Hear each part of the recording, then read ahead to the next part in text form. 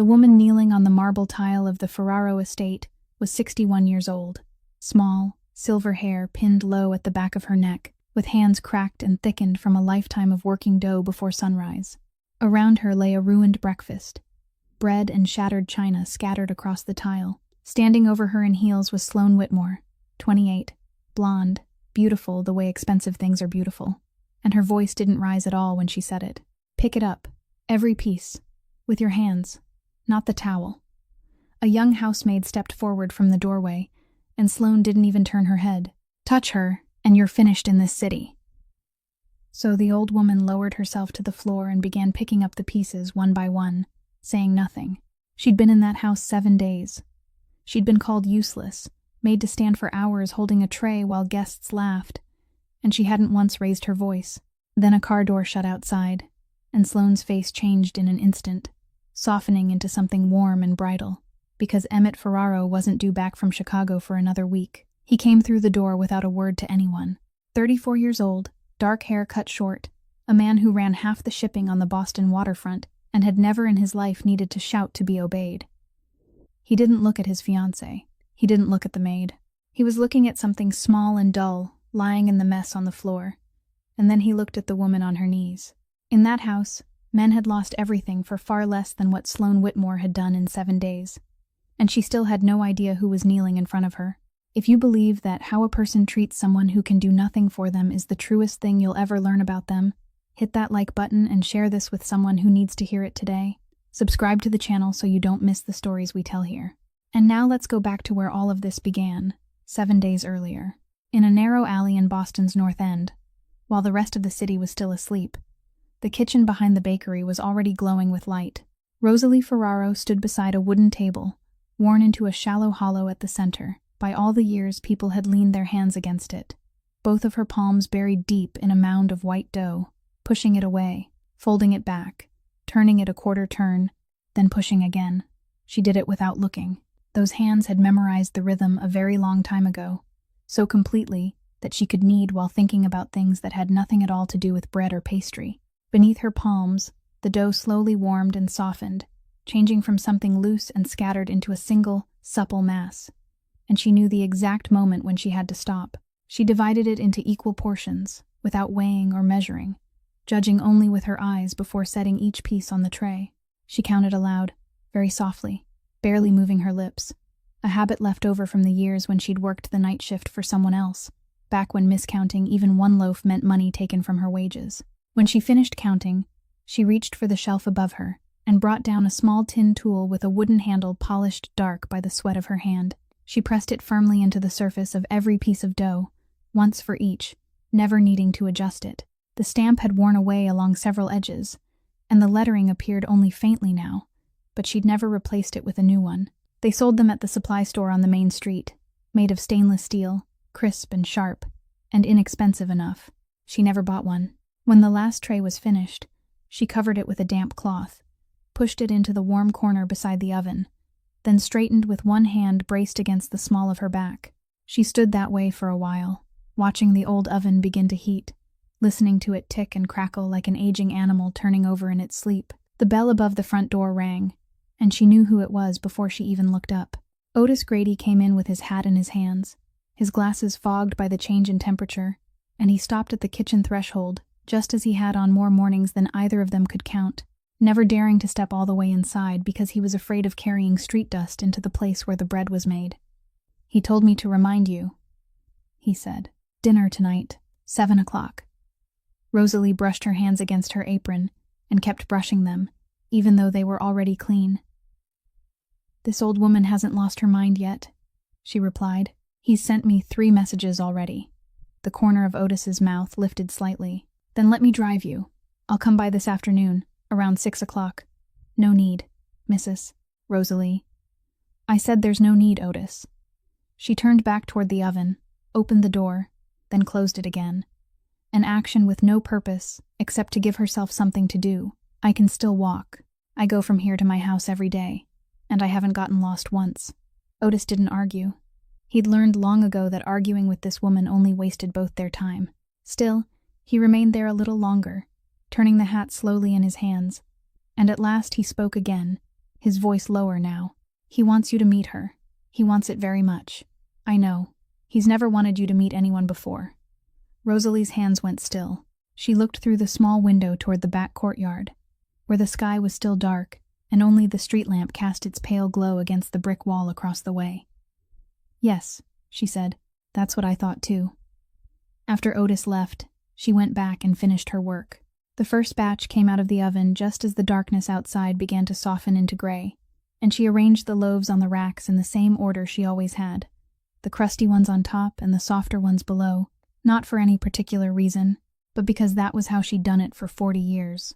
By noon, when the young woman working the next shift arrived to take over, Rosalie removed her apron, hung it on its hook, and washed her hands beneath the cold faucet for a long time, scrubbing carefully beneath each fingernail. She took her coat from the rack and put it on, touched the right pocket to make sure her keys were there, then opened the drawer beneath the counter, took out her blister pack of pills, and slipped it into the left pocket, exactly where it rested every day. She switched off the kitchen light, pulled the back door closed, placed the key in the lock, and turned it twice.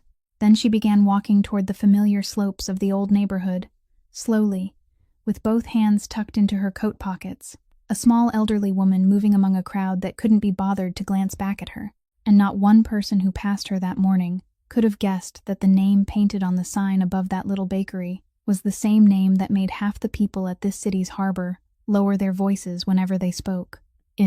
At 7 o'clock that evening, Emmett Ferraro waited for his mother on the front steps instead of inside the house, and it was something the people who worked at the mansion had never seen him do for anyone. He opened the car door for her, even though she'd arrived in a taxi and could have opened it herself, then held out his hand so she could steady herself on the stone steps. Even though she didn't need the help, Rosalie let her son do those things. She knew they weren't because she was weak. They were the only way that boy had ever known how to say what he couldn't put into words. "You walked," he said. "Taxi. You walked." She didn't answer, and he didn't ask again. He only shook his head slightly, and for that brief moment, the mouth of the man whose name made the entire harbor lower its voice softened in a way anyone could see. The dining room lights were on, and the table had been set for 3, but just as they crossed the threshold, Emmett's telephone rang.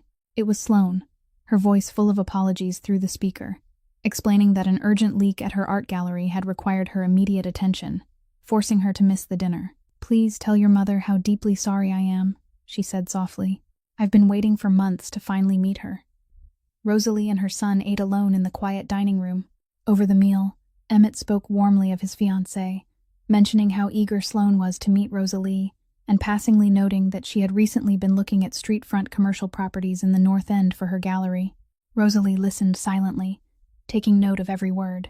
When Emmett walked her to the door and told her he was flying to Chicago the next morning for 2 weeks, Rosalie looked back into the quiet mansion, realizing that despite all of her son's affection, this girl remained a complete stranger to her.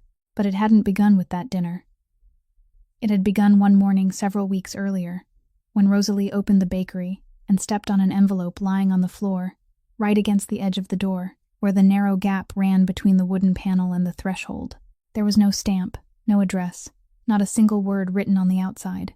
She picked it up, thinking it was an advertisement, intending to drop it into the trash the way she always discarded the things people shoved through the door. But it was thicker than a flyer, and stiffer. She slid open the edge, and inside there was only a photograph. It had been taken through the window of a cafe, secretly, against the light, the grain breaking apart from being enlarged. Sloane was seated inside, leaning forward, saying something. Across from her sat a man, and he had turned his face at the exact moment the picture was taken, so his features had blurred into a streak. There was no way to tell who he was. Rosalie stood there for a long time with the photograph in her hand, in the middle of the bakery before all the lights had even been switched on. She turned it over. The back was blank. She held the envelope beneath the light, searching for a mark of ink, a trace, anything at all. There was nothing. And what sent the chill down her spine wasn't the photograph. The photograph proved nothing. There was no crime in a woman sitting in a cafe with a man. What chilled her was that someone knew who she was, knew what time she opened this bakery, and wanted her to see it. Her son had kept her hidden from his world for all those years. No photographs, no name on any document, no one permitted to mention her. And yet someone had stood directly outside this door. She didn't throw the photograph away. She didn't put it in a drawer either.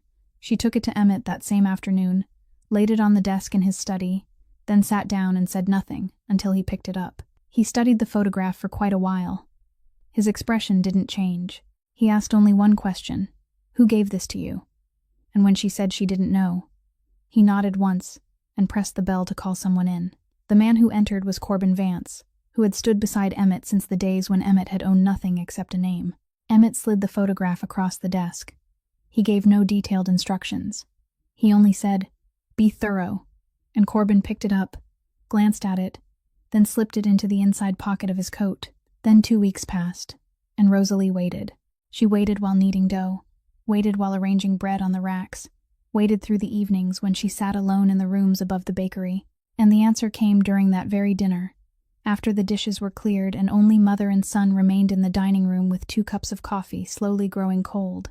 Emmett was the one who spoke first. He said the results had come back. The man in the photograph was a real estate broker who had worked with the Whitmore family for years, a legitimate office, a valid license, a respected name. Sloane had met him because she was looking for a place to rent for her gallery.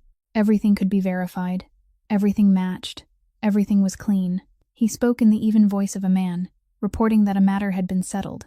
And while he talked, Rosalie looked down at the 2 hands resting on the table before her. "Corbin handled it himself?" she asked. "Yes." "What did he say?" Emmett was silent for a beat. Then he answered, and he repeated the words exactly, leaving nothing out, because he'd never been the kind of man who hid anything from his mother. "He told me you've never liked anyone who came into my life, including him." Rosalie looked up. She watched her son and waited for him to continue, waited for something that might soften it, a joke, a careless wave of the hand that would dismiss the whole thing. He said nothing. He only reached across the table and placed his hand over hers, and the gesture was so gentle that it hurt her more than anything he could have shouted in her face. "Mother," he said very softly, "I know you're worried. I know why you're worried. All your life, you've only had me, so anyone who comes near me has to be looked at twice. I understand that, but I had her investigated. I did exactly what you wanted me to do, and there's nothing there." She drew her hand away, slowly, without jerking it back. "You trust Corbin." "I trust him more than anyone alive except you." Rosalie nodded. She didn't argue. She'd never been one to argue. "Mother," Emmett added, and his voice remained just as gentle. "She's tried as hard as she can. She's been asking me for months when she would finally be allowed to meet you. Don't hurt her any more than you already have." Rosalie stood, pulled her coat over her shoulders, and before leaving she managed only one sentence, telling him to have a safe trip to Chicago and remember to eat properly. She walked all the way home that night, and she didn't think about the photograph again. She thought about something else. Her son had just spoken to her in the voice people used to soothe an old woman whose mind was beginning to fail. And the frightening part was that he had no idea he was doing it. Emmett's plane took off the following morning, and before it had even landed in Chicago, 3 things had changed inside the Ferraro mansion. The first was that Sloane moved in completely, so she could oversee the wedding preparations. The second was that the housekeeper who had managed the place since before Emmett bought it was dismissed, officially because of her health, and the old woman left one afternoon carrying 2 bags without saying goodbye to anyone. The third change was so small that no one paid much attention to it. The driver's schedule was rearranged, and Otis Grady was sent to supervise the warehouse by the harbor for that entire week, handling supplies for the wedding reception.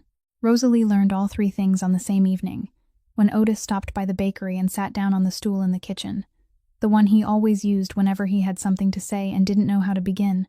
When he finished telling her, she remained silent for a long while. She simply stood there wiping the wooden table, though it was already clean, passing the cloth over the same place again and again. Then she asked, "They're short of help at the house, aren't they?" Otis looked up. "Why are you asking? Are they short or not?" "They are. The housekeeper is gone. The wedding is coming, and she called an employment agency to send over some temporary workers. They'll start next week." Rosalie folded the cleaning cloth and set it on the edge of the table. "You approve that list, don't you?" Otis rose from the stool. He moved so quickly that it nearly toppled, and he pointed at her with a trembling finger. "No," he said. "No, no, no. I know what you're about to say, and the answer is no. You haven't heard me say anything yet. I've worked for this family nearly my entire life, Mrs. Rosalie. I hear that tone, and I know. She pulled out the chair across from him, sat down, and pointed toward the stool. Otis didn't sit. He stood there with his hat still clutched in his hands. Do you know what Emmett just said to me? She asked. He told me not to hurt her any more than I already had. He said it very gently. Otis. Gently, the way people speak to an old woman who's no longer in her right mind. He didn't mean it that way.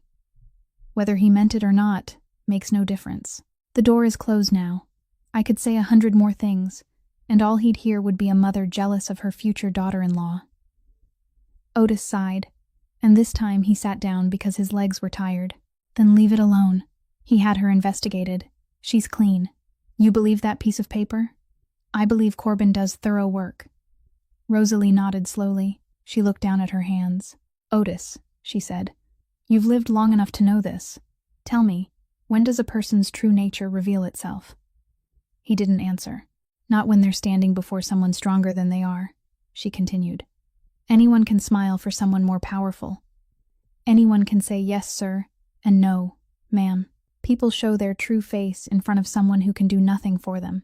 Someone who, no matter how badly they're treated, can't sue anyone, can't tell anyone, and has no one to turn to. That's when it happens. She lifted her eyes. No report can uncover that. To know it, you have to become that person. Otis sat motionless for a long time. Outside, the traffic on the street gradually thinned. At last he spoke, his voice rough. You know that if he finds out, I'll lose my job. I know. You know what she might do to you. I know. You don't know. Rosalie smiled faintly. I washed dishes for other people when I was her age, Otis. I know. Otis took the temporary workers list in for approval the following morning, and on it was one additional name the agency didn't bother to question. An elderly woman applying for weekly domestic work, Rita Doyle, Rosalie's mother's family name, from the days when she still lived in Providence. He didn't drive her there. He didn't dare. On Monday morning, Rosalie went to the station and took the bus like everyone else, sitting beside 2 women who were also going to temporary jobs at the same address, one young and the other close to her own age. And all 3 got off at the same stop and walked the same distance to the iron gates. But the night before, in the bakery kitchen, Otis had made her promise him one thing, and he'd made her look straight into his eyes when she gave her word. Whatever happened, no matter what it was, she had to let him know so he could make the call. The iron gates opened, and the first person to come down the front steps to greet the 3 temporary workers was Sloane Whitmore. She was dressed far more simply than she had been at dinner, her hair tied neatly back, and she shook hands with each of them, including the representative from the employment agency who had accompanied them to complete the handover. This is the busiest time of all for the house, so having you here means a great deal, she said. I don't like calling anyone a servant. Everyone in this house is a worker, and that includes me. The agency representative smiled, made a note on the sheet clipped to his board, and said a few words about how rarely he met a homeowner so thoughtful. Sloane turned to Rosalie, giving the elderly woman a brief, polite smile without ever truly looking her in the eye, her gaze lingering only on the worn fabric of Rosalie's coat. You're Mrs. Rita, aren't you? Please take only the lighter work. Let the other 2 handle anything heavy. The agency representative finished signing the paperwork, said goodbye, and left. The great door closed behind him, and the instant the lock clicked into place, Sloane pulled her hand away from Rosalie's, as though she had touched something dirty. Bags, she said. All 3 women stood there in confusion. Sloane pointed toward the small table beside the entrance. Handbags, telephones, personal belongings. Put everything there. That is the rule in this house. There are valuable things here, documents, and private family matters. I don't want to have to suspect anyone, so I remove the opportunity for suspicion altogether. Anyone who disagrees still has time to walk back out through the gate. The younger woman placed her bag on the table at once. The woman about Rosalie's age hesitated briefly, then did the same. Rosalie remained where she was until last. Her cloth bag weighed almost nothing, and there was nothing of value inside, only an old wallet, a comb, the keys to the bakery, and the blister pack of pills she normally kept in the left pocket of her coat each day, then moved into her handbag before leaving home so everything would be together. She opened her mouth. She had meant to say that she had medicine inside and ask if she could keep it with her. The words were already on the tip of her tongue, but she had time to think about where those words would lead. First to what kind of medicine, then what it was for, then whether she was ill, how old she was, whether she had a medical certificate, and finally to the polite explanation that a household couldn't take the risk of hiring an elderly temporary worker with a medical condition, and surely she would understand. 7 days. She needed only 7 days. She closed her mouth, placed the cloth bag on the table beside the other two, and followed the women farther into the house. That morning passed like every first morning in a new workplace. The 3 women were shown around the house and told where the cleaning tools were kept, where the linens were stored, and where the garbage was taken. The person leading them wasn't Sloane, but a thin young woman with brown hair tied neatly at the nape of her neck, who introduced herself as Maid and said she had worked in the house for a little while. She spoke softly, explained everything with great care, and Rosalie noticed one thing immediately. Maid never looked directly into anyone's eyes for longer than a second. By afternoon, the real work began. Sloane made her rounds, and everywhere she went, she found something that failed to satisfy her. The silverware was taken from the cabinet and polished all over again because she held it beneath the light and said fingerprints were still visible. Rosalie sat polishing every spoon and every fork, her hands accustomed to flour rather than soft cloth. And by the time she reached the last piece, both her shoulders had gone stiff. It wasn't until evening, when she was shown where she would sleep, that she learned she wouldn't be staying in the same part of the house as the other 2 women. Her room was a narrow little chamber beside the laundry room, barely large enough for a bed and a wardrobe, with one wall shared by the dryer, so whenever the machine ran, the entire wall trembled. She sat on the edge of the bed, removed her shoes, and remained there for a long while in the darkness. She thought about the cloth bag lying in some drawer upstairs. She reminded herself that she had survived weeks far harder than this when she was young, when she still washed dishes for other people, and that tomorrow she would find a way to ask for it back. She would wait for the right moment. There was a very soft knock at the door. Rosalie opened it, and the young woman named Maid stood there holding a neatly folded bath towel that had been warmed. She didn't step inside. She only held the towel out, and Rosalie reached for it, and it was so warm that she had to hold it against her chest for a moment. The girl didn't say a word. She only gave a small nod, then turned away, and the sound of her footsteps gradually faded along the hallway leading toward the back staircase. On the morning of the second day, Sloane called all 3 women down to the kitchen and stood leaning against the edge of the counter, her arms folded across her chest, her voice still as gentle as it had been the day before. "There is one thing I want to make clear now, so there will be no misunderstanding later. The food in this house belongs to this house. No one is to touch anything in the refrigerator, the cupboards, or the oven. Whatever you plan to eat, bring it with you, and during your break, go out to the back courtyard and eat there. I am not stingy. I simply do not want to spend the end of every week counting what has gone missing." The younger woman nodded. The woman close to Rosalie's age quietly said yes. Rosalie said nothing, because she was busy thinking about the fact that she had brought nothing at all. She had taken the bus before dawn that morning, her mind entirely occupied by the iron gates she would soon have to pass through, and she had forgotten the most basic thing any hired worker would remember. At noon, the other 2 women went out to the back courtyard and opened their lunch containers. Rosalie asked permission to clean the second-floor hallway. She drank from the faucet in the laundry room, 2 full glasses one after the other, then sat on the bottom step for a few minutes until the gnawing in her stomach eased, and afterward she rose and went back to work. That afternoon, while she was drying her hands at the sink, Sloane passed by, stopped, and looked at the empty basin with no lunch container beside it. "You did not bring any food? I was in too much of a hurry this morning." "In a hurry." Sloane opened the refrigerator, took out a bottle of water, and closed it again. When people have a job, they have to remember things. At your age, if you are still forgetting, I do not know what to say. Rosalie finished wiping her hands on her apron. "A piece of bread would be enough, if you would let me have one. I made myself clear this morning." "I know you did. I only thought that." She stopped, then continued in the same even voice. "Kindness would not cost you a single cent, dear." Sloane looked at her. For a brief instant, something crossed her face, a quick tightening between her brows. Not anger, but the look of someone who had heard a sound inside a house that was supposed to be empty. "But it cost me my time," she said, then walked away carrying the bottle of water. On the third day, guests arrived.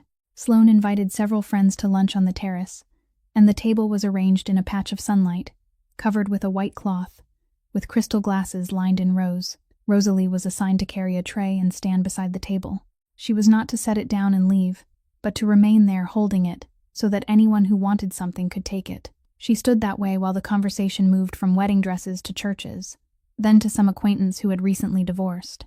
Her hands began to tremble halfway through the meal. She shifted the tray to the other hand, then back again, then pressed its edge against her stomach for support. One of the guests looked at her, laughed, and asked Sloane where she had found someone who stood more firmly than the table itself. Everyone laughed. Sloane laughed too, and said Mrs. Rita was very strong, stronger than she was. Rosalie kept her expression unchanged. She had stood behind a counter serving customers for many years, and she knew how to keep her face from showing anything. But when someone finally lifted the tray from her hands, her arms did not lower at once. They remained suspended in the same position for several seconds, as though they had forgotten how to let go. Late that afternoon, she was sent upstairs to clean the study, the room at the end of the hallway that she had never entered before. She wiped the desk, then the shelves, and when she reached the chair, she saw an open file lying on the desktop, as though someone had been reading it and left it there unfinished. She had no intention of reading it.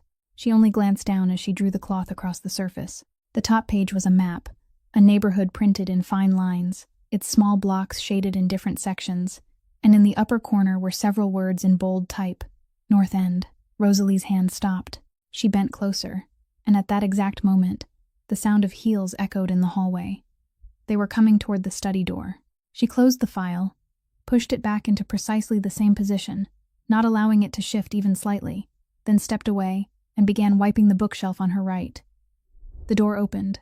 Sloane stood at the threshold and looked around the room, her gaze pausing on the desk, before moving to the old woman cleaning the shelves. "Are you finished? Only this shelf left. Hurry. I do not like people staying in this room for long." The old woman quietly said yes, and she finished wiping that shelf with hands that had begun to tremble, but this time it was not because of the tray. That same afternoon, more than 1,000 miles west of Boston, in a conference room on an upper floor overlooking the lake, 3 men had spent nearly the entire afternoon waiting for Emmett Ferraro. He arrived late. He didn't apologize. He had never apologized to anyone for being late, and it wasn't arrogance.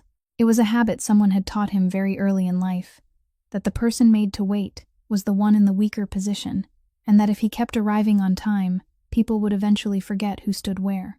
He pulled out a chair and sat down, unfastened the button of his suit jacket, and looked at the man across from him. He was the owner of a shipping company that had done business with Emmett's family since the previous generation. A large, heavy man with a red face who was smiling far more than necessary. "Mr. Ferraro, I've been meaning to call you all week," the man said. "There are a few small matters that need adjusting. Business is business, you understand." "I understand. The other side is offering more. I have several hundred people on my payroll. I can't lose money for the sake of old loyalties." "No. I hope you can understand my position." Emmett didn't answer. He opened his briefcase, removed a stack of papers, and slid it across the table. He didn't shove it or throw it. He only pushed it gently, the way someone might hand a menu to a guest. The man opened it, and the color of his face began to change from the very first page.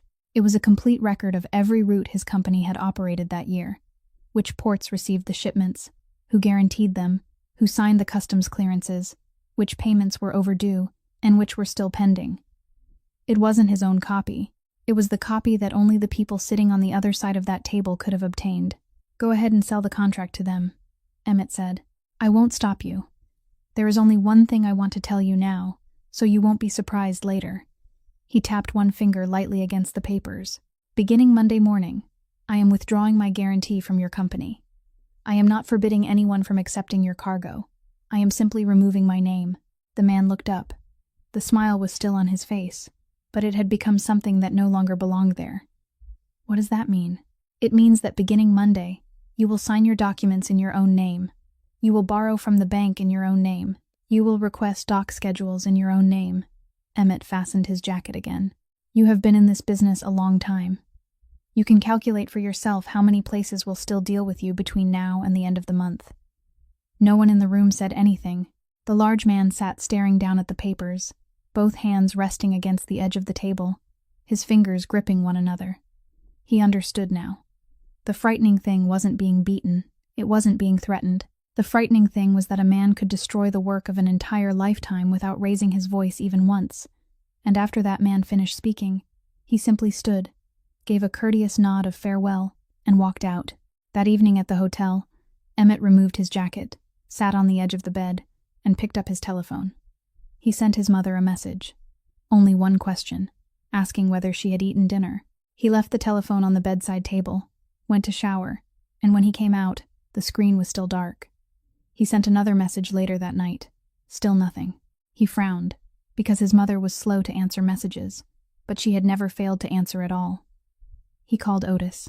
The telephone rang for quite a while before someone answered, and through the line came the sound of wind, machinery, and something echoing from very far away. "How is the old lady?" "She is the same as always, sir.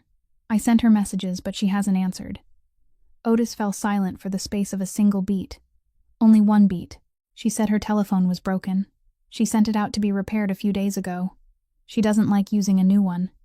"Have you been to see her?" "Yes. I stopped by yesterday. She is still going to the bakery, still kneading dough. You just concentrate on your work and don't worry."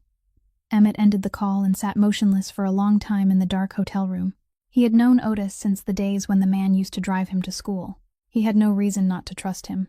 But Emmett made his living by reading people, and something about that brief silence didn't sit where it belonged, like a paving stone raised a fraction of an inch above the sidewalk, enough to make someone stumble but not enough to be seen. The next morning, a man from the Brennan family requested a private meeting. It was brief and courteous and led nowhere, with both sides exchanging vague remarks about cargo and prices. When it was time to shake hands and leave, the man held Emmett's hand for 1 second longer than necessary and smiled. "Congratulations on the wedding. I hear your bride has quite an eye for real estate." Then he released Emmett's hand, put on his hat, and walked away. Emmett remained standing in the middle of the hallway, his hand still suspended loosely in the air, and he couldn't understand why the remark unsettled him so deeply. There was nothing in it. It was an ordinary courtesy, but throughout that entire morning, it kept returning to his mind like a familiar name whose owner he couldn't quite remember. On the evening of the third day, after the entire house had fallen quiet and the other 2 temporary workers had gone upstairs to their rooms, Rosalie remained in the secondary kitchen to finish folding the napkins. Maeve brought down a basin of warm water and a jar of hand balm, placed them on the table in front of her, then pulled out the chair across from her and began folding alongside her. She worked very quickly, her hands moving with practiced ease, and for a long while neither of them spoke. Then Maeve said, her eyes still lowered toward the stack of napkins, "Soak your hands. The water is still warm. There is nothing wrong with my hands. I know there is nothing wrong with them." She looked up, and for the first time in 3 days, she held another person's gaze for longer than a second. "But your hands are cracked in different places from the hands of someone who cleans houses." Rosalie set down the napkin she had been folding. "What are you saying?" "Someone who cleans houses has thin skin at the fingertips and calluses across the inside of the palms where the broom handle rests. But your hands are calloused all along the mound beneath the thumb. The skin is hard there, cracked across. That comes from pressing downward, not from gripping something." Maeve folded another napkin.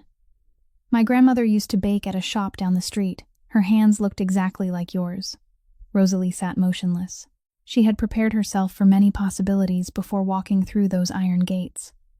But she hadn't prepared for a 26-year-old girl folding napkins to read the truth in her hands after only 3 days. "Are you going to tell anyone?" Maeve shook her head. "I am not going to tell anyone. I only wanted you to know that you should hide it a little better." Then she pushed the basin closer, and after a moment, Rosalie lowered both hands into the water. The warmth touched the cracks in her skin, and she drew in a sharp breath. "Have you worked here long?"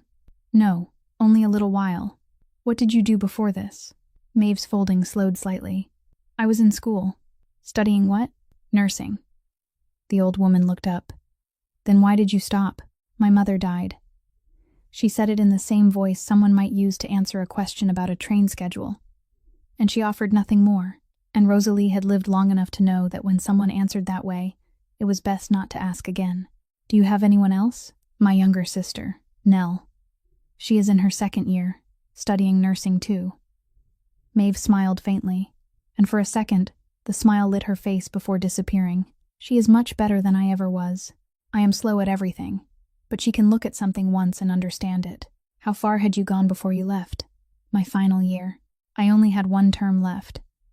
The stack of napkins in front of her had grown tall, and she kept folding even though there were none left, smoothing the crease of the last one again and again. I plan to work for 1 year and then go back. Everyone says that, work for 1 year and then go back. Then 1 year becomes 2. Then it becomes 4. Why couldn't you return? Because the family I worked for before dismissed me.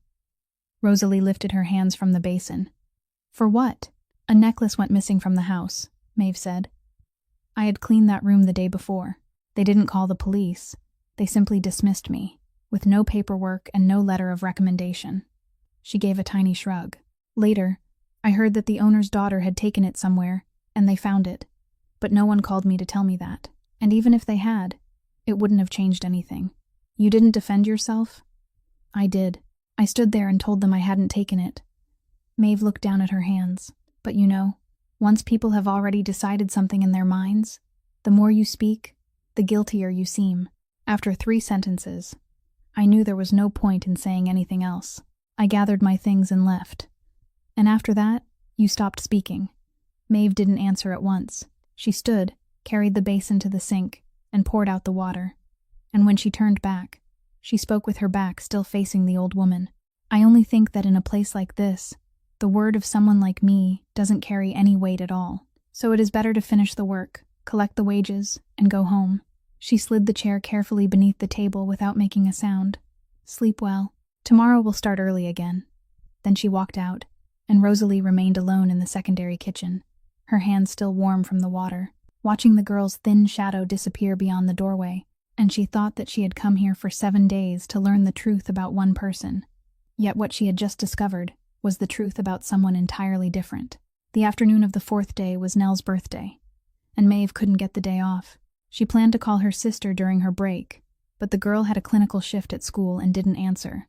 So Maeve went out to the back porch, to the narrow space between the clothesline and the brick wall, propped her telephone against the rim of a flower pot, and pressed record.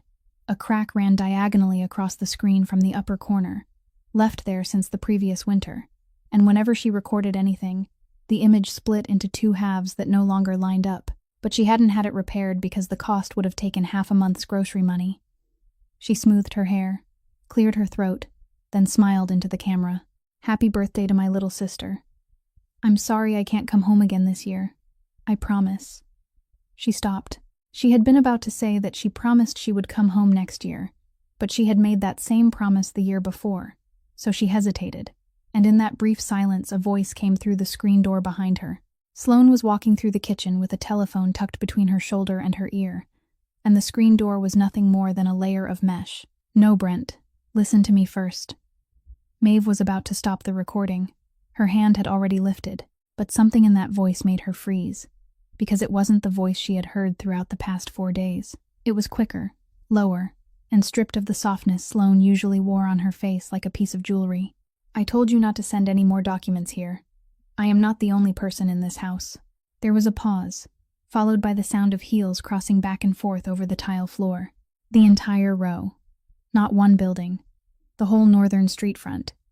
They need the complete parcel for the project to work, and there is only one property holding everything up in the middle.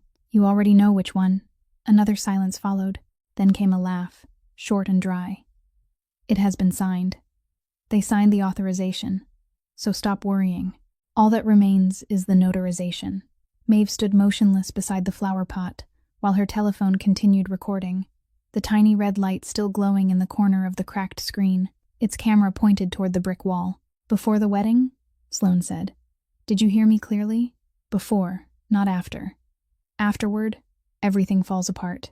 Afterward, everything will be jointly owned. And you know perfectly well that I can't touch anything held jointly with someone else. Another pause came, longer this time. I know it is urgent, but your people are pressuring me every day, and I am trapped inside this house with. The sentence broke off halfway through, because the sound of water running in the sink drowned out the rest, and by the time the water stopped, Sloane had already moved on to something else, dates and times, the notary's office, and who would bring the documents. Then the sound of her heels receded toward the hallway, and only the wind moving through the clothesline remained on the porch. Maeve picked up the telephone. She pressed stop. She stood there for a very long time, and the first thing she thought about wasn't what she had just heard, but the fact that she had accidentally done something that would get her dismissed before the end of the day if anyone discovered it. She played the recording. The image showed nothing except the brick wall and one corner of the clothesline, but the sound was clear, every word perfectly distinct. She listened through it once, then played it again, and only the second time did she truly understand the thing she had overlooked the first. That woman wasn't planning for a wedding. She was racing against it. Someone behind her was pressing her for results. An entire parcel had to be assembled, and there was one property in the middle that both Sloane and the people on the other side already knew. She wasn't marrying for money in the ordinary way people meant when they said such things. She had been sent into this house to accomplish something, and that task had a deadline. Maeve turned off the screen, slipped the telephone into the pocket of her apron, and leaned against the brick wall for several minutes until her hands stopped trembling. Then she began thinking about what she should do with it. She thought about calling the elderly driver everyone in the house called Uncle Otis, but he had been working at the harbor all week, and she had never exchanged more than 3 sentences with him. She thought about waiting for the master of the house to return and giving the recording to him, and she could picture the scene with painful clarity. She saw herself standing in the room with the large wooden desk, holding out a telephone with a cracked screen to a man whose name made the entire harbor lower its voice, and saying, "Sir, your future wife is deceiving you."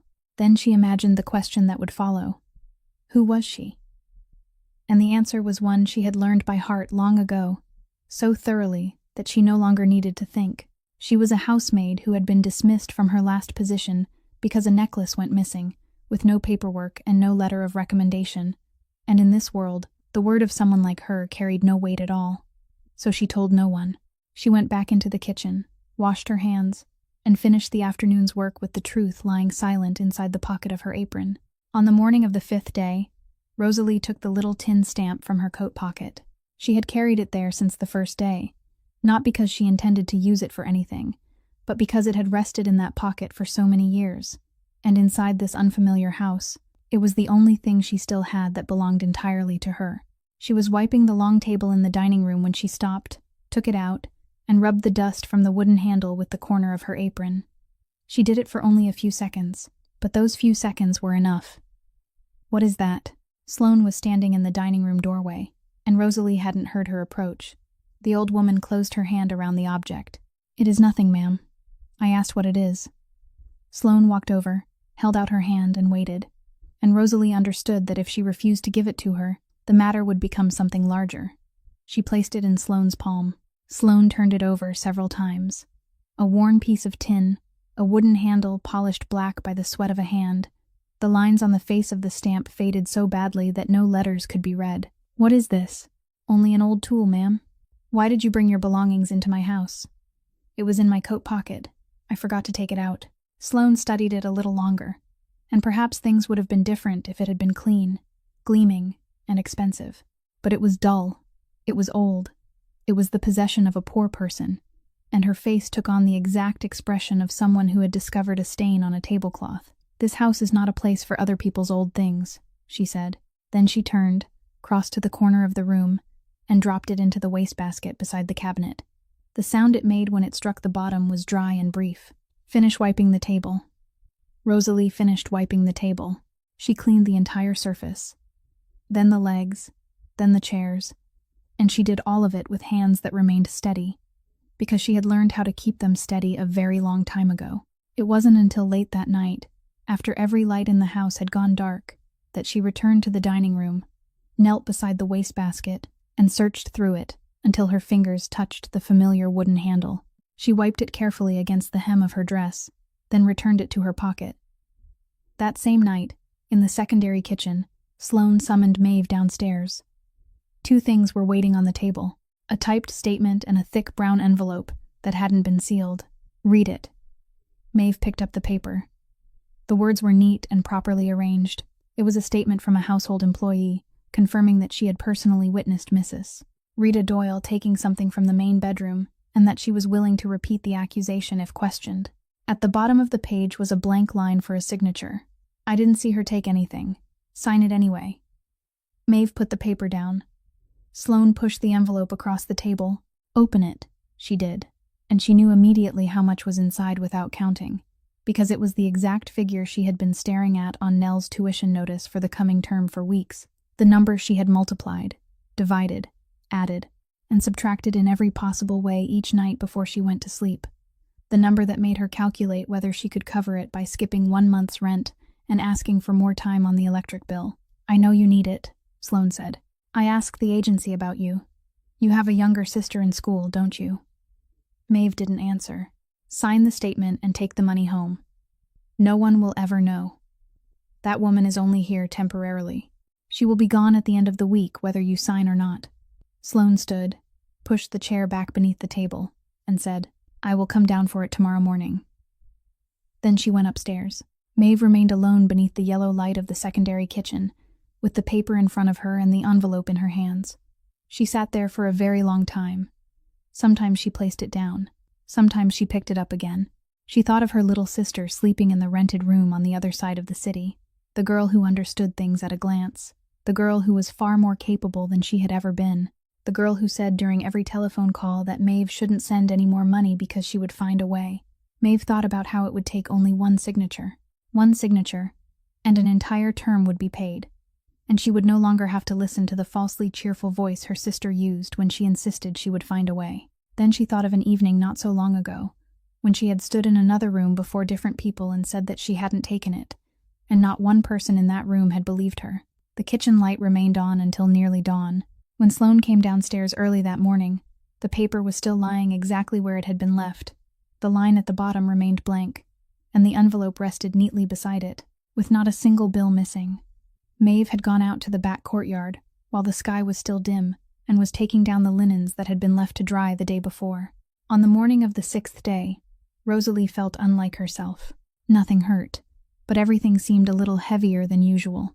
The water bucket heavier, the staircase longer, and now and then she had to stop halfway and wait for the scattered rings of light in front of her eyes to fade. She told herself it was because she hadn't slept enough the night before. She finished cleaning the lower floor, then started up the stairs, and somewhere along the way her hand reached for the banister on its own, gripping it tightly, and she stood there with her head bowed, breathing. The sound of heels stopped at the bottom of the staircase. What is wrong with you? Nothing, ma'am. I stood up too quickly. The entire upper floor still needs to be cleaned. I am going now. Rosalie climbed 3 more steps before she had to stop again, and this time she had to sit down fully on the stair, one hand still wrapped around the banister. Sloane stood below with her arms folded, looking up at her. Mrs. Rita, I am paying for a week of work, not a week of sitting. Footsteps came running from the hallway. Maeve passed Sloane, climbed several steps, then stopped on the stair below where the old woman sat, and turned to face downward. I will clean the upper floor. You already have your own work. I have finished it. I will take care of this too. I did not ask you.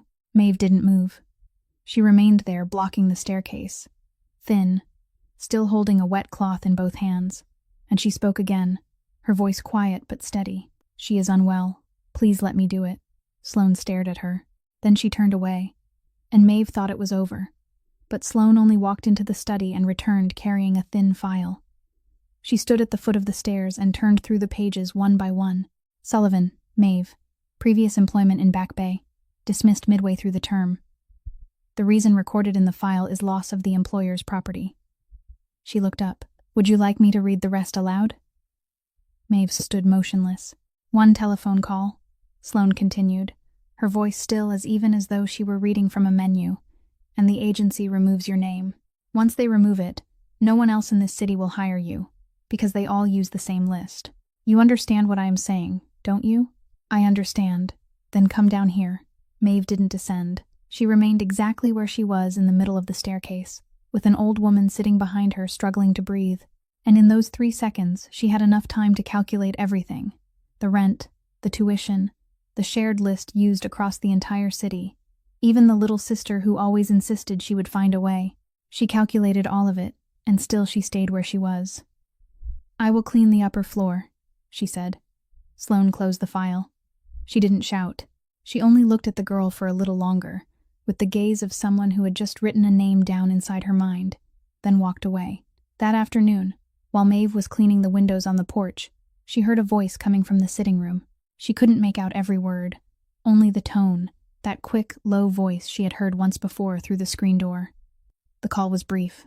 Near evening, her telephone vibrated inside her apron pocket, and the representative from the employment agency spoke with the uncomfortable tone of someone forced to deliver news they didn't like. The household had requested a replacement. No specific reason had been given, only that she wasn't a suitable fit. She would be paid through the end of the day, and the following morning she was to hand over her duties and gather her belongings. The person added that she would see whether there might be another placement available, but both of them knew what those words meant. Maeve thanked her, ended the call, and finished cleaning the final window pane.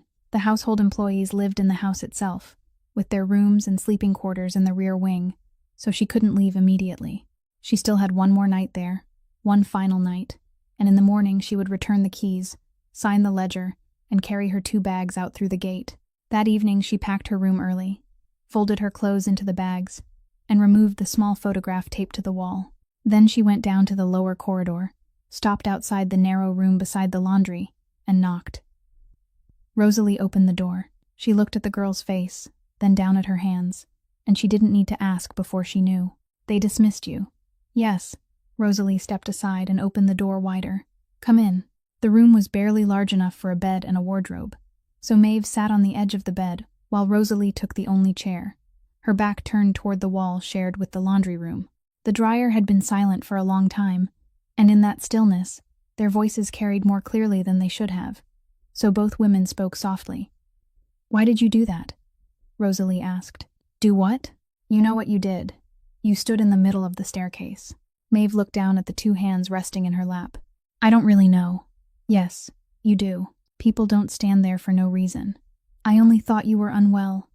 You calculated everything before you decided to stay. I saw your face. I know." The girl remained silent for quite a while.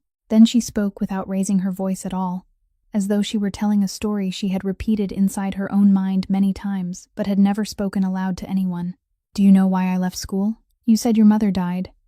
"Yes." She sat a little straighter. "That night, we lived on the 3rd floor. I was studying late, so I was still awake. By the time I realized something was wrong, the hallway was already impassable.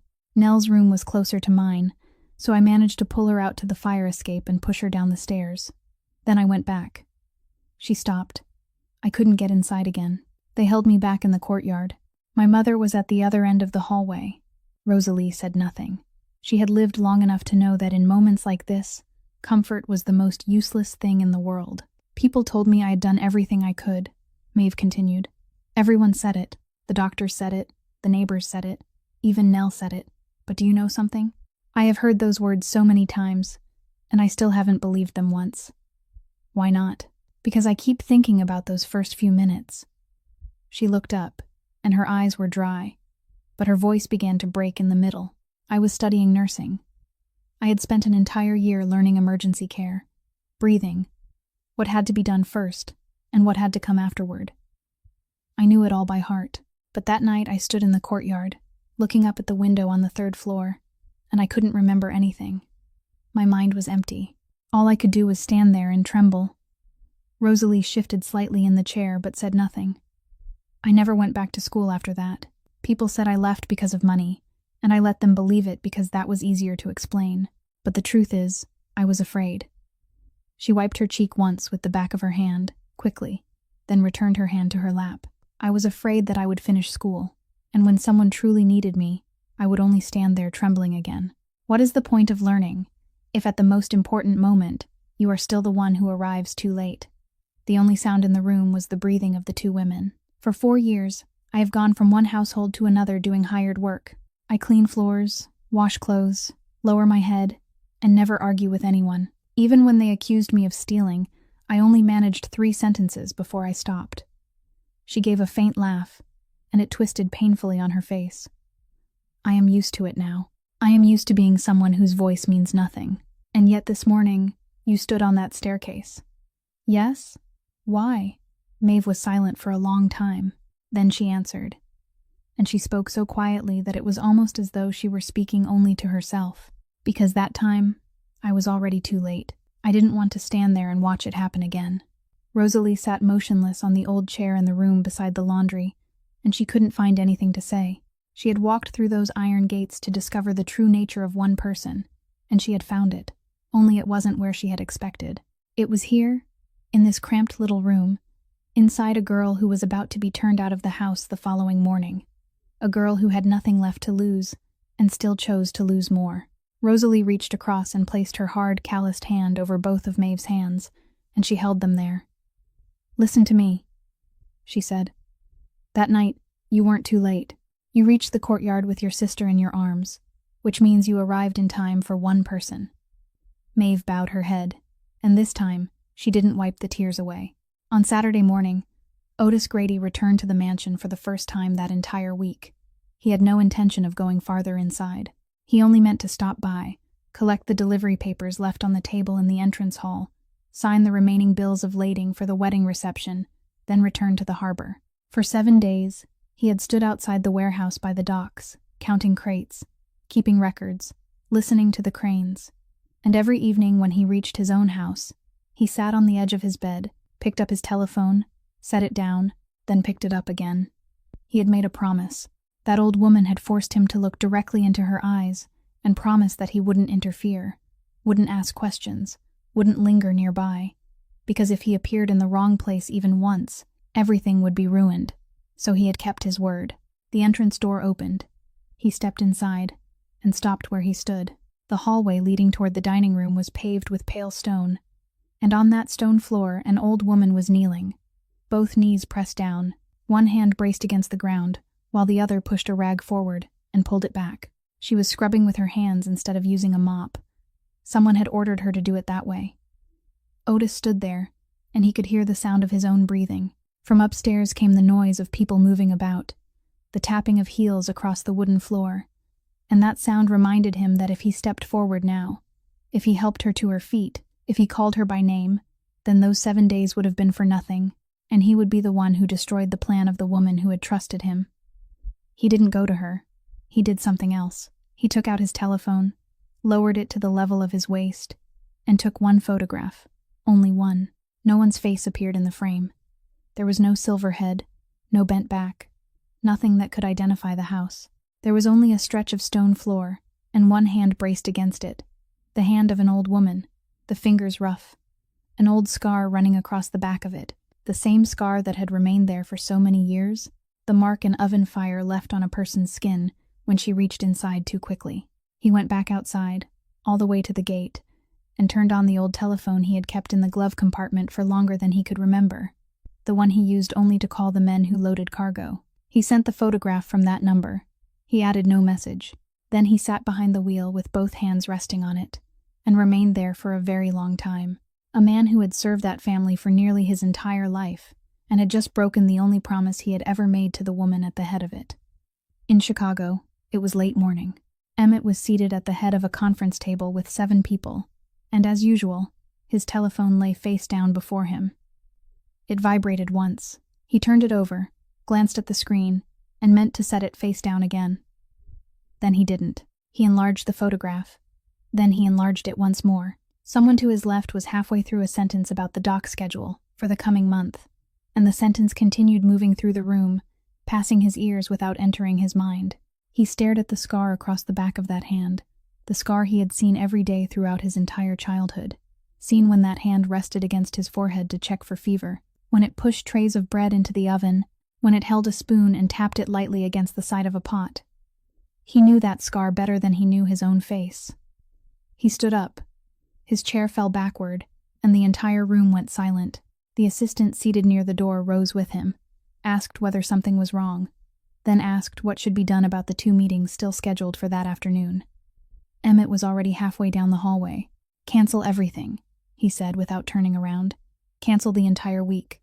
Sir, the partners have already flown in from. Cancel it." He didn't call Otis. He didn't call Corbin. He didn't call any of the people he would normally have contacted before walking out of a room. He went straight down to the underground garage, took his car, and drove to the airport with the telephone lying face down on the seat beside him, its screen still glowing with that photograph. The earliest flight to Boston departed less than an hour later, and he was the last person to board.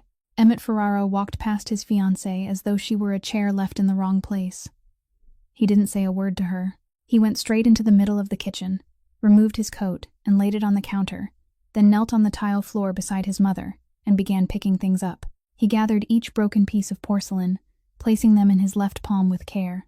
The larger pieces first and the smaller ones afterward, exactly the way people were taught to collect broken fragments without cutting their hands.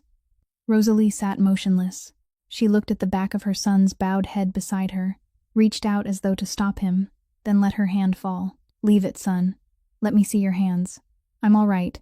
Give me your hands." She held them out. He took them, turning them over beneath the kitchen light and examining every fingertip. Then he lowered them again, very gently, and returned to gathering the broken pieces. In the corner of the kitchen, near the small table, a tiny object lay among the breadcrumbs. He reached for it and picked it up, but he didn't look at it immediately. He only closed his hand around it, running his thumb once over the dark, polished wooden handle, the gesture of a man confirming something he had already known from the moment he stood outside the door. Behind him, Sloane spoke. "You came home early. I was going to." The entrance door opened. Otis Grady stepped inside with his hat in his hands, then stopped at the kitchen threshold, in exactly the same place where he stood every morning in the bakery kitchen, never daring to step all the way inside. He looked down at the old woman seated on the tile floor, then he bowed his head. "Mrs. Ferraro," he said. Every sound in the kitchen disappeared. There was no running water, no machinery, no footsteps. The temporary worker standing by the back door lowered her hand. Maeve, standing beside the sink with her 2 bags at her feet, looked up, and Sloane, standing in the middle of the room in her high-heeled shoes, let out a small laugh, a sound that escaped before she could stop it. "Which Ferraro?" No one answered her. Emmett rose. He brushed off his hands, placed the broken porcelain on the counter, and slipped the small tin object into the inside pocket of his coat. Then he turned and looked at her for the first time since walking through the door. "My mother," he said. Sloane was still smiling. The smile sat on her face without belonging anywhere, like something someone had pasted there and forgotten to remove. "What kind of joke is that? How many times did you ask me when you would finally meet my mother?" "Emmett, you asked me at dinner. You asked me in the car. You asked me the night I proposed to you." His voice didn't rise above the tone he used when asking someone to pour more water. That was what made the entire kitchen turn cold. "For the past 7 days, you have lived in the same house with her. You have stood within arm's reach of her every day, from morning until night." "I didn't know. I swear I had no idea." "I know you didn't know." He took 1 step toward her, only one. "That is exactly the point." Sloane stepped backward. Her back struck the edge of the table. She looked around the kitchen, at the driver standing with his head bowed, at the maid she had dismissed the previous afternoon, at the 2 bags beside the girl's feet, at the old woman still seated on the tile amid the spilled bread, and she began to understand that there wasn't a single person in that room standing on her side. "I can explain." "Explain what?" "I didn't know who she was. Had I known, I would've." She stopped. She stopped because even she could hear the rest of that sentence, the part she hadn't managed to swallow in time. Emmett looked at her. He waited. He waited long enough for everyone in the kitchen to hear the silence she had left behind. "Finish it," he said. She didn't. He turned his back on her and didn't look at her again. He bent down, slipped one arm behind his mother's back and placed the other beneath her elbow. "Can you stand?" "Of course I can." "Hold on to me." Rosalie held her son's arm and rose slowly, little by little, her knees making a dry cracking sound. Once she was upright, she brushed off both sides of her apron and looked around the kitchen with the calm expression of someone who had planned for everything, even this. She opened her mouth as though to say something to her son. Then her face changed. The hand gripping Emmett's arm suddenly tightened, while her other hand rose and pressed against the center of her chest. No one touched her. No one shoved her. No one pushed her. And no one stood within an arm's reach of her except her own son. Rosalie stood there with one hand still gripping Emmett's arm and the other pressed against the center of her chest, and the color drained from her face with terrifying speed. Not the pallor of fear, but the whiteness that came when blood withdrew from the skin. She tried to draw a breath. It made it halfway in before it broke. "Mother?" Her knees gave way. Emmett caught her before she struck the floor, lowering her onto the tile with one hand supporting the back of her head. And in that moment, Something inside that man shattered. He called for his mother. He shouted.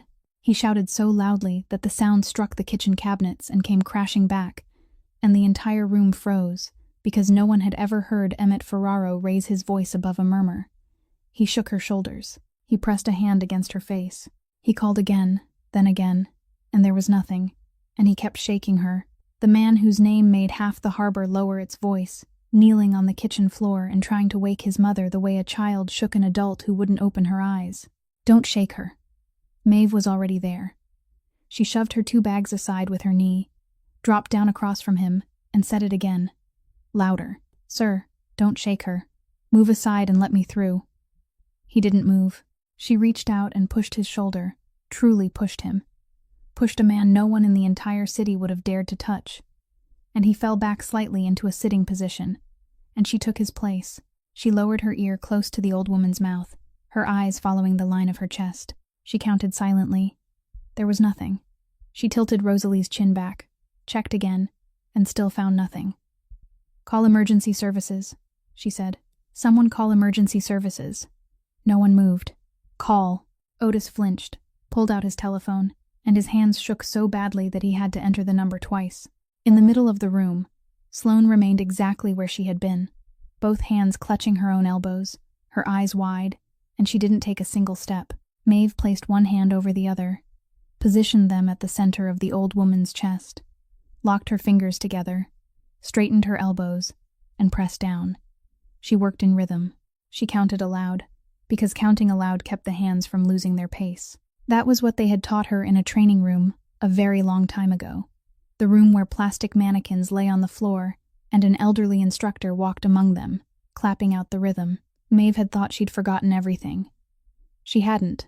Her hands remembered. 1, 2, 3, 4. Tears streamed down both sides of her nose and fell onto her apron, but her hands didn't miss a single beat. Her hair slipped free from its tie. Her arms began to ache halfway through, the pain climbing all the way into her shoulders, and she shifted her position, driving the pressure from her hips instead of her arms, exactly as she had been taught. Stay with us, she said between counts. I was too late once before. Please don't make me too late again. Emmett sat on the tile floor less than an arm's reach away, and there was nothing he could do. He could call anyone in this city. He could buy the entire building in which he was sitting. He could destroy a man's livelihood by sliding a stack of papers across a table. And none of those things had any value here, on this kitchen floor, at this moment. He sat there watching the hands of a girl whose name he hadn't even known an hour earlier. Please get me your coat, Maeve said without looking up. Fold it. Put it beneath her head when I tell you. He obeyed. Someone told him what to do, and he did it without asking a single question. Sirens sounded beyond the gates. The door opened, and 2 paramedics rushed in, carrying a bag and a machine. And the first one dropped beside Maeve, watched the rhythm of her hands for 1 second, then asked, How long? Since she collapsed. I have been doing compressions continuously without stopping. Where do you work? I studied nursing. The paramedic nodded and asked nothing more. He only said, Switch with me on the next count, and they changed places, and the pads were placed against the old woman's chest, and the only sounds left in the kitchen were the machine and the short, clipped words the paramedics exchanged with one another. Maeve moved backward and sank onto the tile, her arms hanging uselessly at her sides, her breath coming hard, and she couldn't stand. Beside her, the man was still kneeling with the folded coat in his hands, and he turned to look at her. He looked at her for a very long time, with the expression of a man who had just understood that he had signed the order dismissing the person who had saved his mother's life. The nearest hospital was a small facility at the edge of the neighborhood, with narrow corridors and rows of plastic chairs fastened together, and Emmett Ferraro sat in the 3rd chair from the door for nearly that entire afternoon. He didn't pace. People often paced at times like that, but he remained still, both elbows resting on his knees, his hands clasped in front of him, and he sat that way for so long that the others in the waiting room began stealing glances at him. When the doctor came out, Emmett stood. Transfer her across the city, he said. I have already arranged transportation. They have a cardiac unit there, and I know people at that hospital. We can't do that yet, sir. I will pay for everything. I will provide an escort. She can be there in half an hour. The doctor removed his glasses, wiped them, then put them back on. Please let me finish. The patient has only just come through the episode, and her blood pressure still isn't stable. We are monitoring her minute by minute. You could bring 100 vehicles here, and it wouldn't make any difference. She can't be moved right now. We need to wait until she makes it through the night. Emmett stood there. He opened his mouth to continue, then said nothing, because he realized that whatever came next wouldn't change a single thing. In all his life, he had never faced a door he couldn't open. People owed him, feared him, or needed him, and any one of those three things was enough to make the world move. None of them mattered here. Here, there was only a machine running in the room beyond the wall, and a heartbeat that no command on earth could order to continue. He sat down again in the plastic chair. Near midnight, she regained consciousness. They allowed him inside, told him to keep the visit brief, and he pulled a chair close to the side of the bed. His mother lay there looking much smaller than she did in ordinary life, with a needle in one arm, and she turned her face toward him before he could say anything. You came home early. Don't talk, Mother. I can talk. He took the hand without the needle. It rested neatly inside his own, dry and rough, the knuckles enlarged with age, the old scar stretching across the back of it. 7 days, he said. You spent 7 days in that house, and I knew nothing. I didn't want you to know. Why? Because if you had known, everything would have been different. She would have been kind to me, you would have felt reassured, and then you would have married her. She drew a breath. Then 20 years from now, you would have finally learned who you had married. Emmett lowered his head until his forehead nearly touched the edge of the bed. I told you not to hurt her any more than you already had. Yes, I spoke to you as though you were losing your mind. Yes, she didn't spare him. She didn't say it was all right, son, or tell him that she understood. She only said yes twice, and those 2 quiet words hurt more than anything else she could have said. Then she turned her head on the pillow and looked toward the ceiling. Emmett. Yes, Mother. I am not afraid of dying. Don't say that. I will say it. I am lying here, so I will say what I want. I am not afraid of that. I am afraid of something else. She was silent for a while, and when she continued, her voice was softer. I am afraid that when the day comes and I am laid to rest, people will come in great numbers. So many of them, son. There will be flowers everywhere, and cars will fill the entire street. Everyone will come. Everyone will shake your hand, and everyone will say kind things. She turned to look at her son. Then they will leave, sit inside their cars, and there will be nothing of me in their minds. They will have come because they are afraid of you, not because they loved me. Emmett couldn't lift his head. I made bread my entire life. I sold it to half that neighborhood. I remembered every person's name. I only want someone to come that day because they remember how I used to slip an extra loaf into their bag when the weather was cold. Even one person would be enough. Only the steady sound of the machine remained in the room. A long time passed before he spoke, and he spoke into the blanket instead of looking up. I remember something you used to tell people. When I was little, you said it all the time. What was it? Kindness doesn't cost anyone a single cent. He raised his head. His eyes were red, but his face remained unchanged, because his face had never learned how to change. I forgot that for far too long, Mother. Rosalie slowly raised the hand with the needle and rested it on her son's head, exactly the way she used to touch him, to see whether he had a fever when he still slept in a flour bin beside the oven. Then remember it now, she said. Near dawn, Otis Grady returned to the hospital carrying a cloth bag.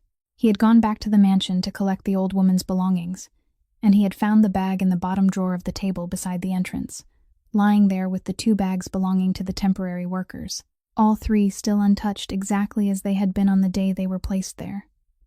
He handed the bag to Emmett in the hallway. Emmett opened it at once on his lap, an old wallet with frayed edges, a comb, a ring of keys with a small wooden charm attached, and at the bottom, a blister pack of pills. He picked it up. Aluminum backing, clear plastic pockets, the name of the medication printed in small letters on the reverse side. He turned it over. Not a single pocket had been opened. Not one. Every pill remained in its row, perfectly aligned from the first compartment to the last. He sat motionless. The doctor passed through the hallway, and Emmett called him back and held out the blister pack. What medication is this? The doctor took it, turned it over to read the back, then looked up. Has she been taking this? Yes. Every day? Since she had the stent placed. 1 tablet every morning. The doctor studied the pack a little longer. When was the last time she took one? Emmett couldn't answer. He looked at Otis, and the old man couldn't answer either, and both men stared at the untouched aluminum pack, and in that hospital hallway near dawn, there was a silence neither of them wanted to be the first to break. "This medication mustn't be stopped suddenly," the doctor said. "People think missing a few days can't do much harm, but with someone who has her medical history, the heart has to work much harder. The blood vessels constrict, and the blood pressure rises and falls. Add irregular meals, lack of sleep, standing for long periods, and stress. About a week without it is more than enough for something like yesterday to happen." He handed the medication back. Why was she allowed to go without it for so long? Emmett didn't answer. The doctor waited a moment, then gave up and continued down the hallway. Emmett remained on the plastic chair with the blister pack in his hand. He turned it. He flipped it over. He studied the back, the place where the manufacturing date was printed, the tiny instructions that required him to narrow his eyes to read them. Then he counted. He counted each compartment one by one, from left to right, the upper row and then the lower. And when he had finished counting the entire pack, not a single pill was missing. 7 days, 7 mornings, 7 times she had walked past the table beside the entrance, the table with the drawer holding her cloth bag. He knew his mother. He knew she wasn't someone who forgot. She was the woman who counted batches of bread aloud because she was afraid of being short by 1 loaf. She was the woman who had arranged bread on the racks, in the exact same order for decades, even though no one had ever required her to do it. A woman like that didn't forget her medication 7 mornings in a row. Otis sat down in the chair beside him.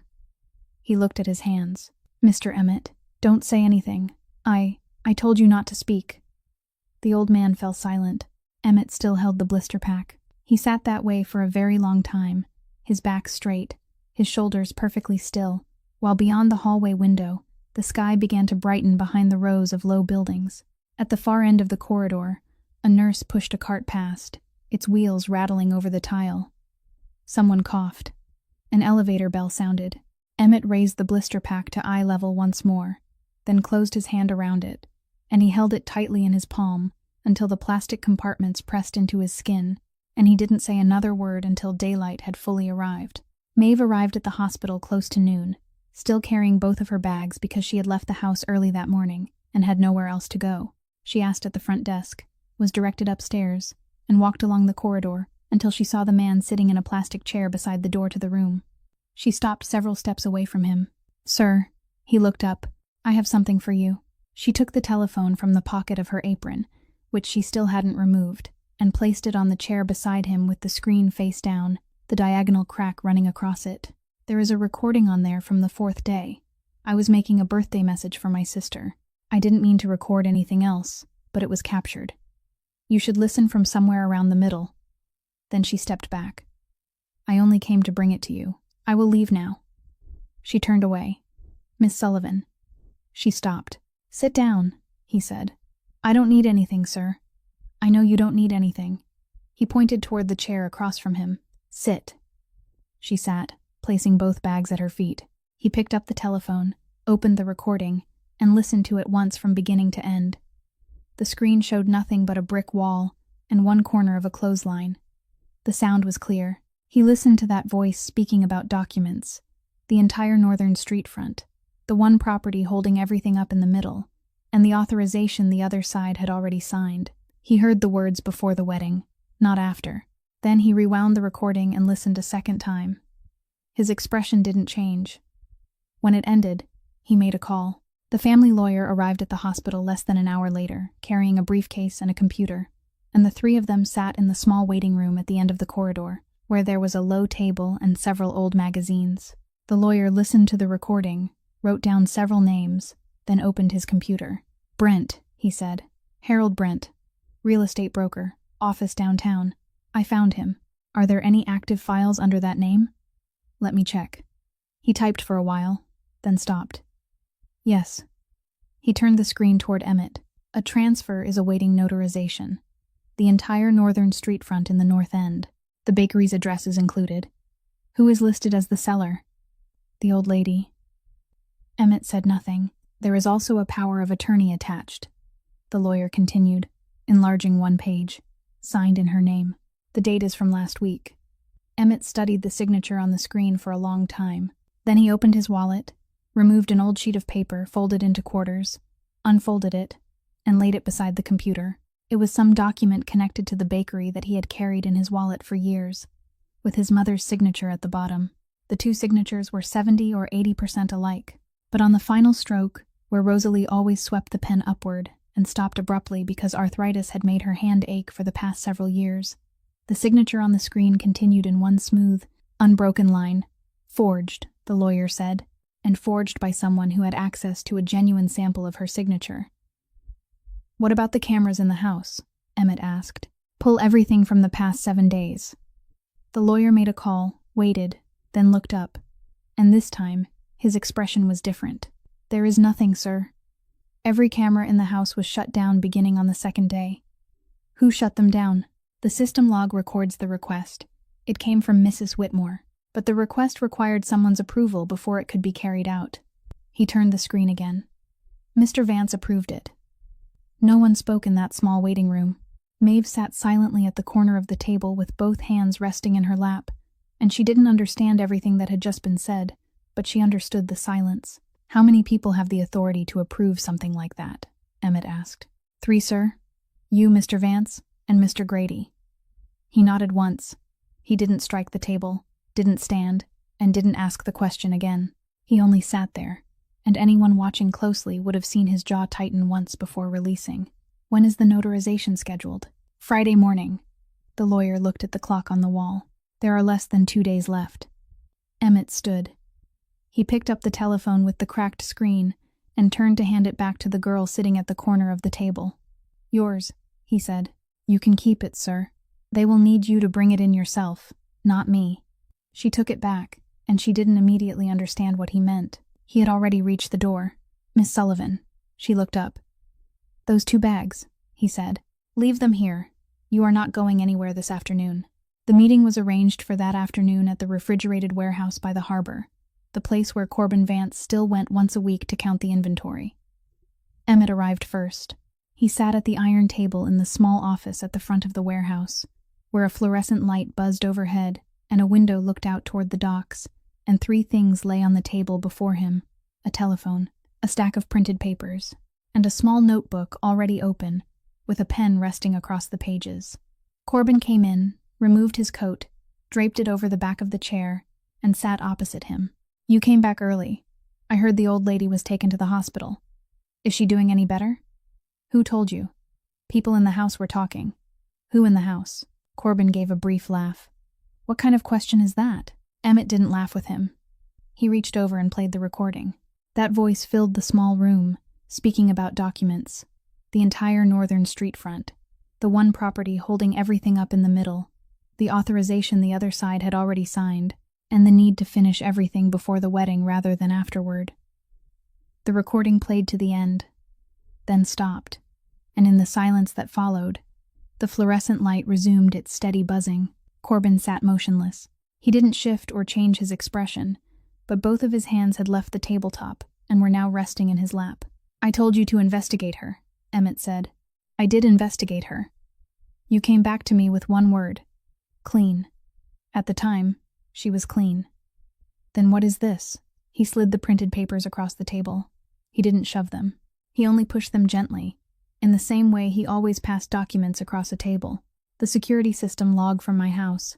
Every camera was shut down beginning on the second day of last week, and they stayed off the entire week." She made the request. Corbin didn't pick up the papers. "There are 3 people with the authority to approve that," Emmett said. "Me, Mr. Grady, and you." He waited. Corbin said nothing. "When did you approve it?"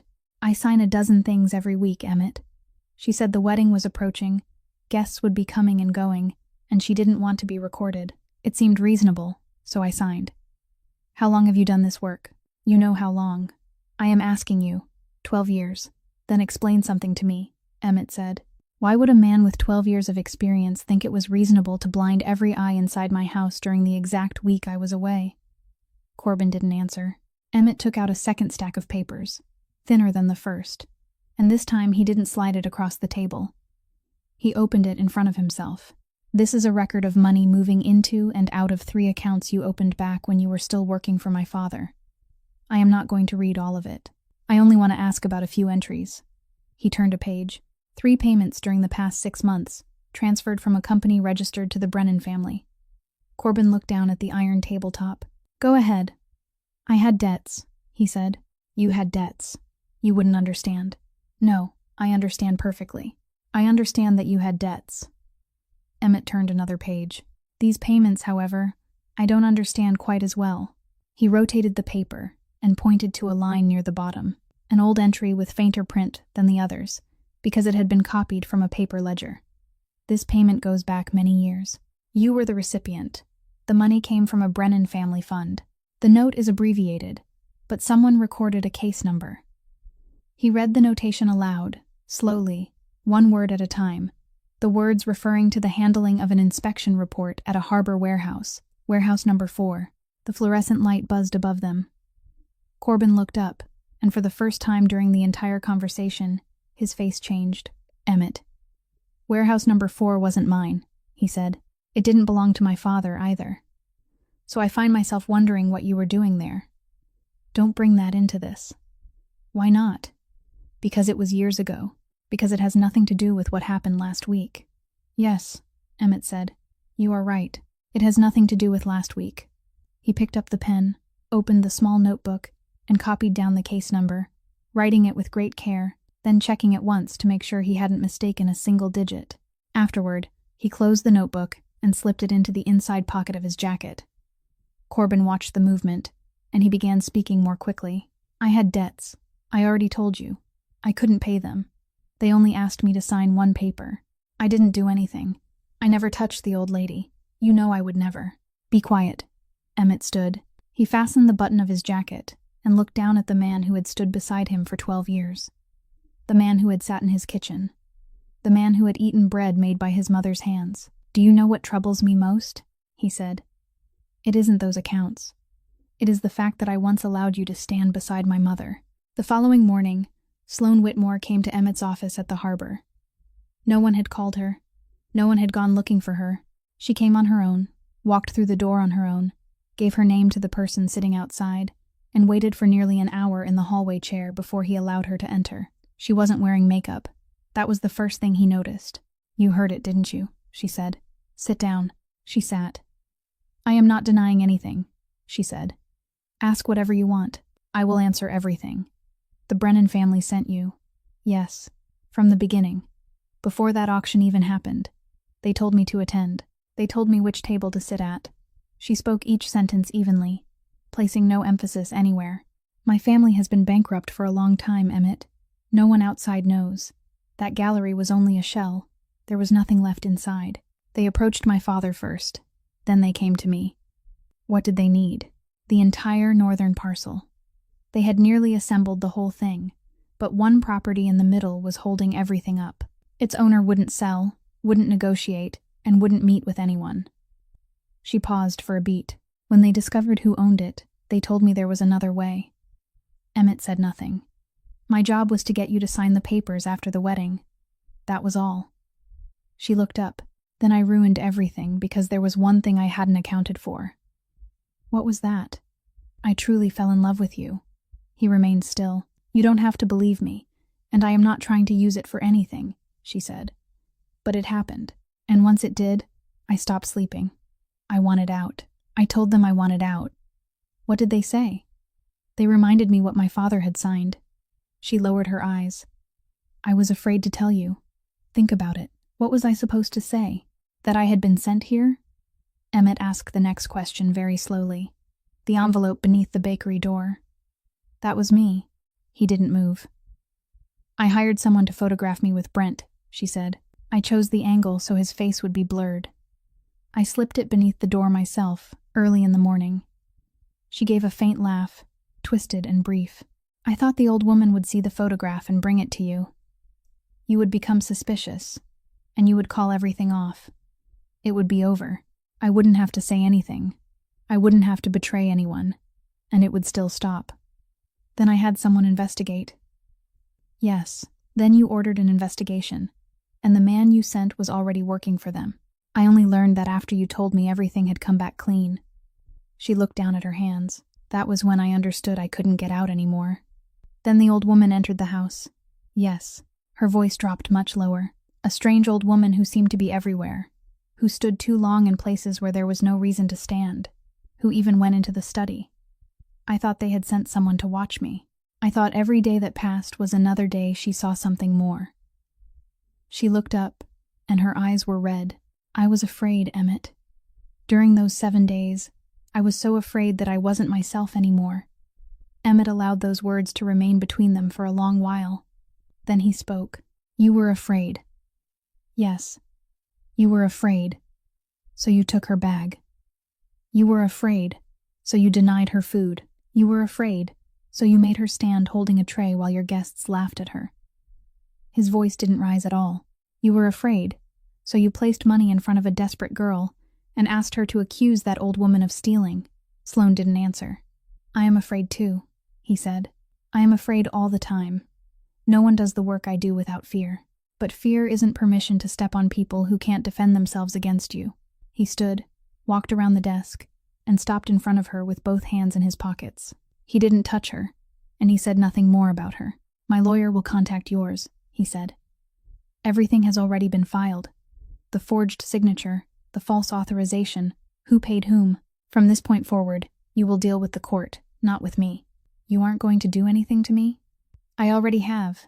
He pressed the button on his desk. "You may leave through the front door. No one will stop you." Sloane stood. When she reached the threshold, she turned back and asked the question she had been carrying inside her throughout the entire meeting. "Is the old woman all right?" Emmett looked at her.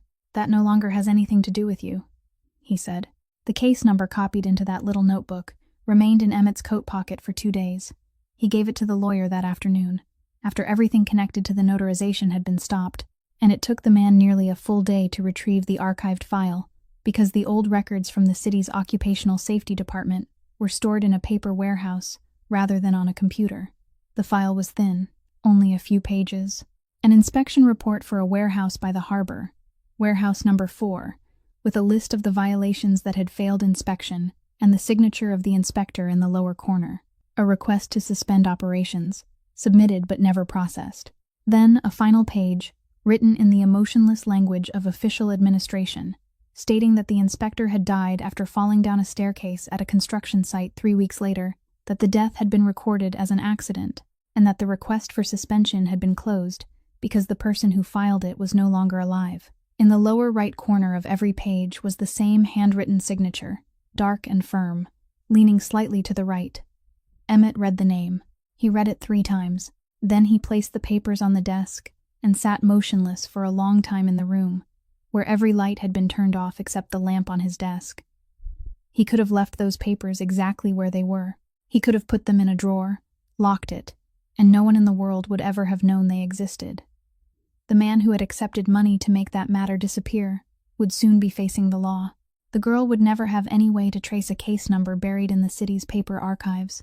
He could pay her wages, give her respectable work, make sure her sister finished school, and she would remain grateful to him for the rest of her life, without ever understanding why. He sat with that thought long enough to know that he had truly considered it. Then he called her in. Maeve came the following morning. She had been staying for several days in the small room behind the bakery, where Otis had arranged for her to sleep, and she still carried the bakery keys he had given her. Emmett asked her to sit. He didn't circle around the truth. "Sit down. There is something I need to tell you, and when I am finished, you may do whatever you choose." She sat. He slid the file across the desk. "Start with the last page." She picked it up. She read, and he saw the moment her eyes stopped, then moved back to the top of the page, then stopped once more at the signature in the lower corner, the signature she had seen on papers, kept in a drawer in her childhood home, for as long as she could remember. She turned to the previous page, then the one before that. She didn't cry. She only read, very slowly, holding the papers tightly in both hands. "I am going to tell you everything," Emmett said. "That warehouse wasn't mine. It didn't belong to my father. The man who accepted money to make sure that request went nowhere was one of my men. A man I brought into my house. A man I allowed to stand beside my mother for 12 years. She didn't look up. I didn't know about this until the day before yesterday. he said, "but the fact that I didn't know doesn't make it any less serious." He was able to do it because there was a name standing behind him. That name was mine. The only sound in the room was the soft rustling of paper as she turned back to the first page. She read the entire file again from the beginning, leaving out nothing. Then she arranged the pages neatly, tapped their edges against the desk to make them even, and set them down. She stood. She opened her bag, took out the bakery keys, and placed them on the desk beside the file. Then she turned and walked out. She said nothing. He didn't stop her. He sat staring at the closed door, at the keys lying on the desk, and he remained there until nightfall. The next morning, he summoned the lawyer. "I want that case reopened." The man lowered himself into the chair very slowly. "You understand that reopening it means proving that payment was real." "I understand. And proving that payment was real means submitting the entire ledger where it appears." "I understand." "That ledger," the lawyer said, "doesn't contain only that one payment. Once you submit it, the federal authorities will read it from the first page to the last, all the way back to your father's time. You do understand what you are saying, don't you?" Emmett looked out the window toward the harbor, where the cranes were turning slowly through the morning fog. He thought of an old hand resting on his head in a hospital room. He thought of what his mother had said about the day when so many people would come. "Prepare the filing," he said. 1 year later, the little bakery in the North End was still glowing with light before dawn. Rosalie still rose early, though now she had 2 additional helpers, and every morning someone reminded her to take her medicine before she laid a hand on the dough. She didn't need as much as she once had. She stood beside the wooden table and showed people how to turn the dough a quarter turn, how to look at its surface and know when it was time to stop. And she still counted each batch aloud in a very soft voice, a habit she had never been able to break. On the wall behind the counter, where everyone who entered could see it, a small tin object hung from a wooden peg, its handle polished black, the face of the stamp worn so smooth that no one could read the letters anymore. There was no sign explaining what it was. No one in the neighborhood ever asked. Saturdays were busier than usual because the bakery held weekend baking classes for the children who lived nearby.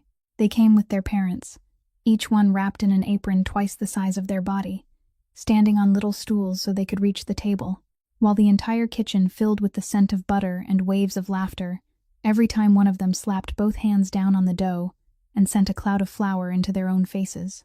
Rosalie moved among them, adjusting one child's hands, praising another, and when the first batch came out of the oven, every child was allowed to take one home, still warm and wrapped in paper. Maeve stopped by at noon after finishing her morning shift at the community clinic a few blocks away.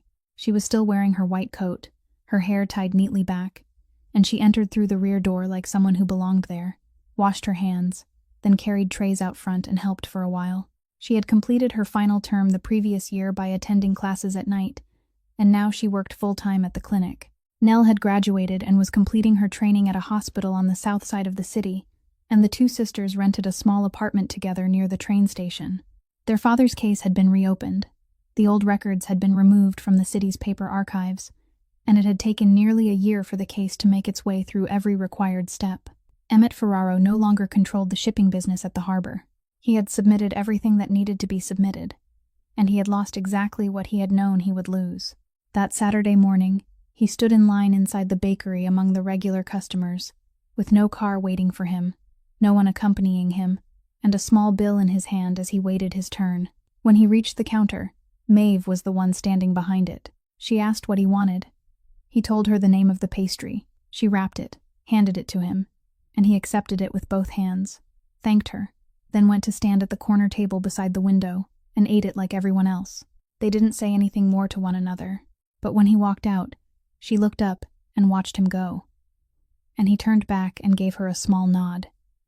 And between the 2 of them, there was something that had been given time to grow during that year, something that didn't need to be named too quickly. People don't reveal who they are when they stand before someone more powerful, because everyone knows how to lower their head and smile in front of power. People reveal who they are when they stand before someone who can do nothing for them, and that is something no investigation on paper can ever uncover. Money can buy the obedience of many people, but it can't buy someone willing to step in front of you on the day when you have nothing left in your hands. If today's story touched your heart, please subscribe to our channel, press the like button, and share it so we will have even more encouragement to bring you meaningful stories every day. We would truly love to hear how you feel about this story, about Rosalie, about Maeve, and about Emmett's final choice. So please leave a comment below and share the deepest thoughts in your heart with us. We wish you and your family abundant health, peace, and happiness every day. Goodbye, and we look forward to seeing you again in our next video.